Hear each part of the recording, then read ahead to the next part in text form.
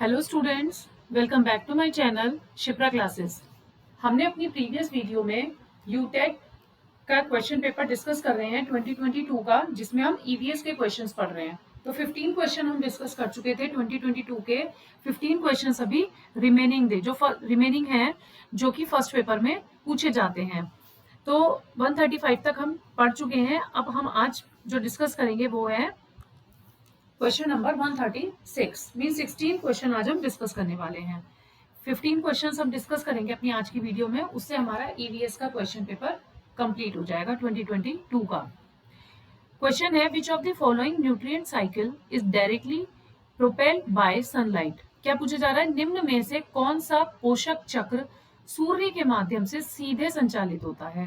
तो क्या आंसर है इसका, कार्बन चक्र। इसे हम बोलते हैं कार्बन चक्र। Nutrient cycle is directly propelled bye sunlight, तो कौन सा है, carbon cycle. Next question, question number 137, which of the following statement regarding biofuels is incorrect. Biofuels जो होते हैं, जो जैव ईंधन होते हैं, उनके संबंध में इनमें से कौन सा कथन सत्य नहीं है। कि जैव ईंधन पारिस्थितिक अनुकूल है, जैव ईंधन लागत प्रभावी होता है, जैव ईंधन ऊर्जा संकट के समाधान में योगदान दे सकता है, या फिर जैव ईंधन मक्का से भी बनता है। तो इसका आंसर हो जाएगा आपका जैव ईंधन लागत प्रभावी होता है, कि बायोफ्यूल्स कॉस्ट इफेक्टिव होता है। ये इनकरेक्ट है, बायोफ्यूल्स कॉस्ट इफेक्टिव नहीं होता है। ठीक है, इको फ्रेंडली होता है। Biofuels can be instrumental in overcoming the energy crisis, और biofuel can also be prepared from maize. तो ये सब इसके सही ऑप्शन थे। ऑप्शन बी आपका करेक्ट रॉन्ग था। नेक्स्ट क्वेश्चन है, which among the following is the most prospective renewable source of energy in India. भारत में निम्नलिखित में से कौन नवीकरणीय ऊर्जा स्रोत सर्वाधिक संभाव्यता वाला है। सर्वाधिक कौन नवीकरणीय means renewable source of energy in India, तो उसका आंसर है सोलर एनर्जी, जिसे हम बोलते हैं सौर शक्ति। ठीक है, next question, which of the following is used as a bio fertiliser. निम्नलिखित में से किसे जैविक खाद के रूप में प्रयोग किया जाता है। जैविक खाद के रूप में जिसे प्रयोग किया जाता है वो, उसका नाम क्या है, एजोला। जिसे हम जैविक खाद के रूप में यूज करते हैं वो है azolla. Next question, which of the following is a major constituent of acid rain. निम्नलिखित में से किसकी मात्रा अम्ल वर्षा में सबसे अधिक होती है। एसिड रेन के बारे में थोड़ा बहुत पढ़ लीजिएगा, इससे क्वेश्चंस कई बार बन जाते हैं। तो H2SO4 इसका आंसर है। H2SO4 जो है एसिड सबसे अधिक अम्ल वर्षा में पाया जाता है। Next question, the most effective strategy to engage children in EVS. EVS के अंदर सबसे ज्यादा इफेक्टिव स्ट्रेटेजी कौन सी होती है जिससे हम बच्चों को इंगेज रख सकते हैं। Reading of text book, explanation bye teachers, classroom demonstration, या फिर नरेटिव्स। देखिए, जब आप बच्चों को टेक्स्ट बुक पढ़ने को कहेंगे तो सिर्फ वो पढ़ते रहेंगे, एक बार वो बोर हो जाएंगे, इंगेज नहीं हो पाएंगे। और जब टीचर एक्सप्लेन कर रहा है तो बच्चा कैसे इंगेज होगा, उसमें बच्चे का कोई इन्वॉल्वमेंट नहीं होगा। और जब क्लासरूम में टीचर डेमो देगा तभी टीचर का ही रोल होगा, बच्चे का कोई रोल नहीं होगा। नरेटिव्स मीन्स किस्से कहानियां। जब हम बच्चों को किस्से कहानियों के थ्रू समझाएंगे, उनको रियल लाइफ सिचुएशन के बारे में बताएंगे, एक्सपीरियंस ले लेकर, तो वो बच्चा उस केस में ज्यादा अपने आप को इंगेज कर पाता है। तो इसका आंसर हो जाएगा नरेटिव्स। डी आपका करेक्ट ऑप्शन हो जाएगा। Next question, question number 142, A teacher tells every student to make useful things from waste material. Which of the following statement is not the educational motive of the teacher? Teacher ने क्या करा, teacher ने कहा, एक शिक्षक प्रत्येक बच्चे को रद्दी सामग्री से कुछ उपयोगी वस्तु बनाने को कहता है कि आप वेस्ट मटेरियल से कुछ बना के लाइए। तो वो निम्न में से कौन सा कथन में शिक्षक का शैक्षिक उद्देश्य नहीं है, आपसे ये पूछा जा रहा है। कक्षा में श्रेष्ठ विद्यार्थियों के बारे में निर्णय करना, बच्चों में सृजनशीलता का विकास करना, बच्चों को पुनर्करण, पुनः प्रयोग और रूपांतरण की संकल्पना समझाना, या फिर कूड़े से बनी श्रेष्ठ वस्तु की प्रदर्शनी आयोजित करना। तो देखिए, जब हमने ये ऑप्शंस पढ़े तो उसमें हर चीज में बच्चे से रिलेटेड बात करी जा रही है, लेकिन वेस्ट मटेरियल के थ्रू जो बच्चा बना के ला रहा है, और टीचर क्या उसमें से ये चूज करेगी कि बेस्ट स्टूडेंट कौन है क्लास में, ये उसका रोल नहीं होगा। तो टीचर का ये कोई मोटिव नहीं होता है। तो आपसे यही पूछा जा रहा है, नॉट। आपको नॉट कंसीडर करना है, क्वेश्चन को बहुत ध्यान से पढ़ना है। ये एक बेसिक मैं आपको बता रही हूँ टिप, कि नॉट अगर कहीं आ रहा है तो आप उस चीज को ध्यान रखिएगा। क्रिएटिविटी डेवलप होगी, यस। स्टूडेंट्स के अंदर रिसाइकलिंग, रीयूज और कन्वर्सेशन का कॉन्सेप्ट डेवलप होगा, यस। और वो कहीं ना कहीं ये भी चाहेंगे कि वेस्ट मटेरियल से आप ऐसी चीजें बनाएं जो जिसके थ्रू हम एग्जीबिशन को भी अरेंज कर पाए। तो ये सब एक टीचर का मोटिव हो सकता है, बट वेस्ट मटेरियल के थ्रू जो बच्चे बना के ला रहे हैं उसमें से choose the best student in the class is not the motive of the teacher. तो A is your correct answer. Next question, question number 143। Next question है Tanuja, a teacher of second class की टीचर है Tanuja, has to teach a topic related to flower. वो flower से related बच्चों को एक topic पढ़ा रही है। तो व्हाट शुड शी डू, उसे क्या करना चाहिए, आपसे ये पूछा जा रहा है।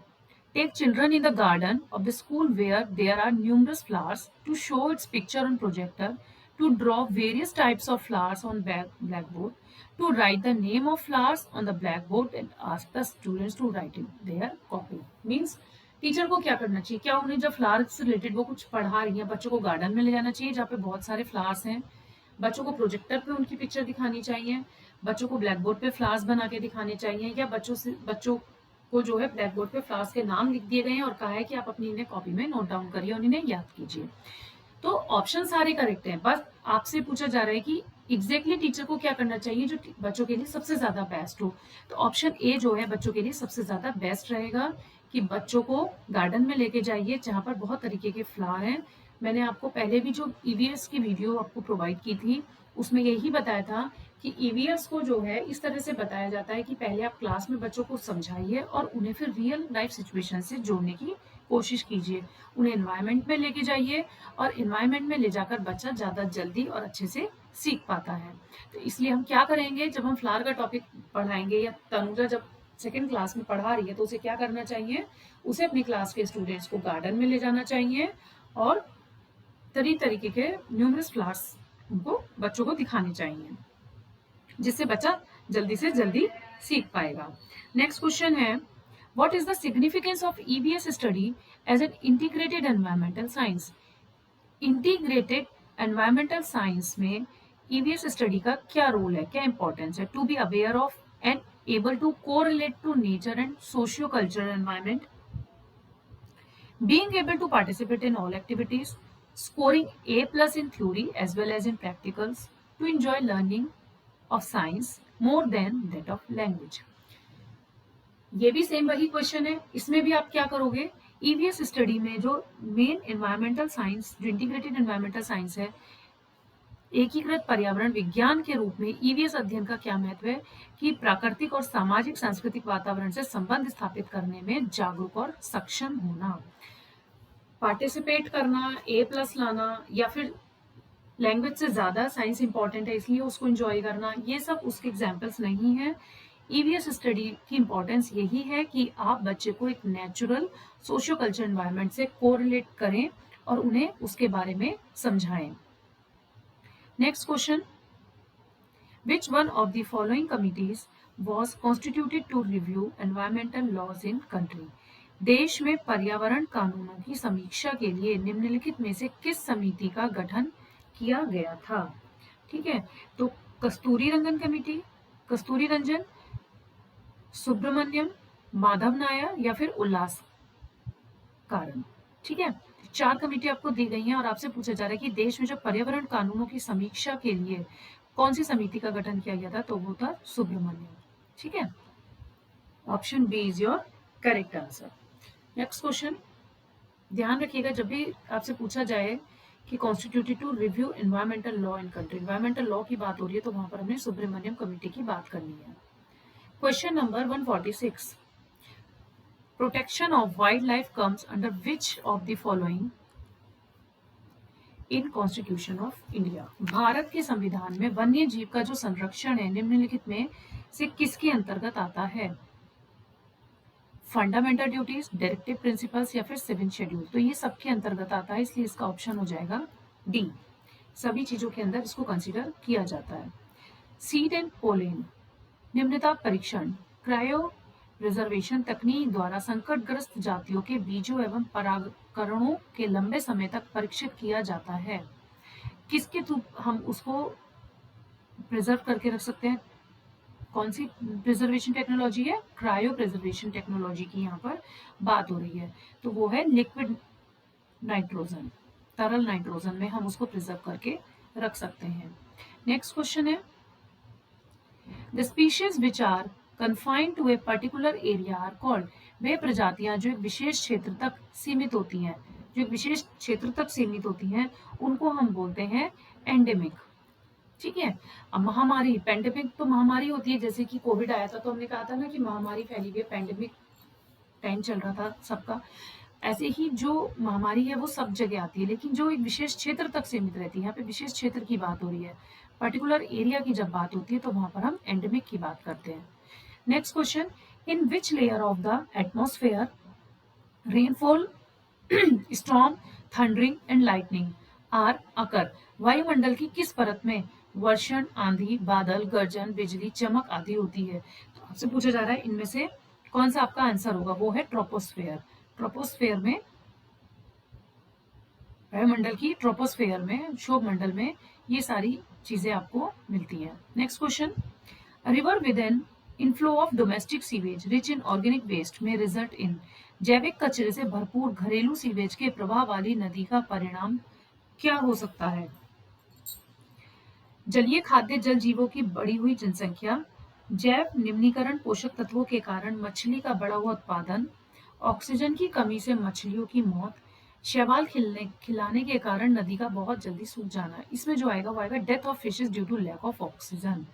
ठीक है, क्योंकि जब जैविक कचरे से भरपूर कोई घरेलू सीवेज है, उसके प्रवाह वाली जो नदी होगी जिसमें आपने क्या कर रखा है, डोमेस्टिक सीवेज को बहुत ज्यादा डाल रखा, ऑर्गेनिक वेस्ट, उसका रिजल्ट होगा death of fishes due to lack of oxygen. Oxygen की कमी से वहां पर फिशेस की डेथ होना उसका रीजन हो सकता है। तो ये क्वेश्चन पेपर आपका कंप्लीट हुआ ईवीएस का। ज्यादा डिटेल में मैंने इसलिए नहीं आपको बताया है क्योंकि अभी आपके पास भी टाइम नहीं है, आपको और भी सब्जेक्ट्स अपने कवर करने होंगे। 10 to 15 मिनट्स की वीडियो है, इसको थोड़ा सा स्पीड में भी अगर आप करके देखेंगे 1.5x पे या 1.25x पे करके देखिएगा तो जल्दी खत्म हो जाएगी और 10 मिनट में आप इस वीडियो को देख सकते हैं और होपफुली आपके काम भी आएगी।